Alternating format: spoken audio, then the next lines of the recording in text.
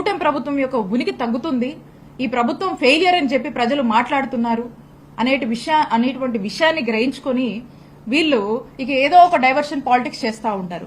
Recent times లో ఒక పెద్ద మనిషి మాట్లాడుతూ ఉన్నారు. ఎవరో పెద్ద మనిషి అంటే ఎవరో కాదు, చంద్రబాబు నాయుడు గారు మాట్లాడుతూ జగన్మోహన్ రెడ్డి గారిని భూస్థాపితం చేస్తారట, ఆయన చెయ్యాలని ఉందట. దాని గురించి చంద్రబాబు నాయుడు గారు మాట్లాడుతున్నారు. మరి ఏదైతే ఆయన మాట్లాడుతున్నారో ఆయన పార్టీకి సంబంధించినటువంటి లీడర్స్ రీసెంట్ గా చూసాం మనం, బుచ్చయ్య చౌదరి గారు, ఆయన ఏం మాట్లాడుతున్నారు, ఆయన కూడా అదే ఇంకేదేదో మాట్లాడుతున్నారు. ఆయన ఏం మాట్లాడుతున్నారు మీరు?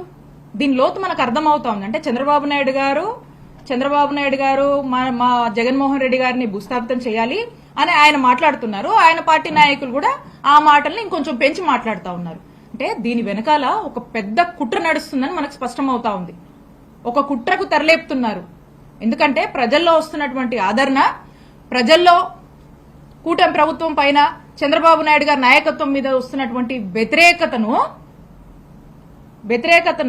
వాళ్ళు మంచి చేసుకునే దాని మీద లేక జగన్మోహన్ రెడ్డి గారిని మా పార్టీని ఏదో భూస్థాపితం చేయాలని మాట్లాడుతూ ఉన్నారు. అంటే ఇలాంటి ఒక కుట్రకు తెరలేపి జగన్మోహన్ రెడ్డి గారు లేకుండా చేయాలి అనేటువంటి ఒక ప్రయత్నము, ఒక వాళ్ళల్లో ఉన్నటువంటి ఒక రాక్షస కోరికలు అనేది వాళ్ళ యొక్క మాటల్లో వ్యక్తపరుస్తూ ఉన్నారు. అనేక ప్లాట్ఫామ్స్ లో ప్రశ్నిస్తే మరి వాళ్ళ మీద కేసులు కడతా ఉన్నారు, వాళ్ళని నానా స్టేషన్లకు దిప్పి రకరకాల ఇబ్బందులు పెడుతున్నారు కదా.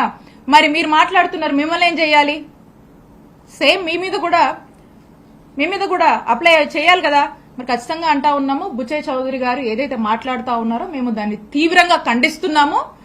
మీ మీద కూడా, మీరు ఇలా మాట్లాడుతున్నందుకు మీ మీద కూడా తగిన చర్యలు తీసుకోవాలని మేము డిమాండ్ చేస్తా ఉన్నాం. పల్నాడు జిల్లాలో పెద్ద ఎత్తున ఈ కార్యక్రమం సక్సెస్ అయితే పార్టిసిపేట్ చేసిన అందరి మీద కూడా ఇక్కడ ఉన్నటువంటి పోలీసులు కేసులు కట్టారు.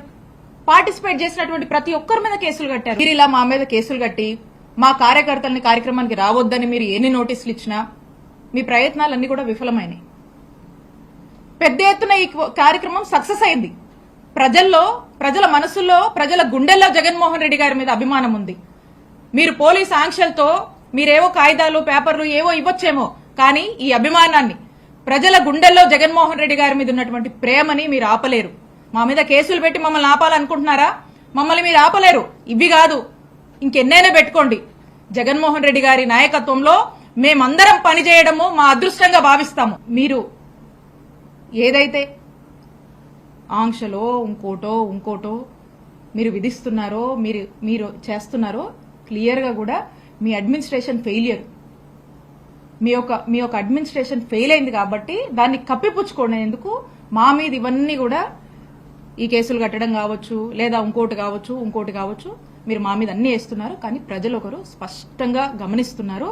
ఖచ్చితంగా కూటమి ప్రభుత్వం యొక్క పాలన, చంద్రబాబు నాయుడు గారు ఇచ్చినటువంటి హామీలు నెరవేర్చట్లేదు. కూటమి ప్రభుత్వం యొక్క పాలన ఫేడ్ అవుట్ అయింది.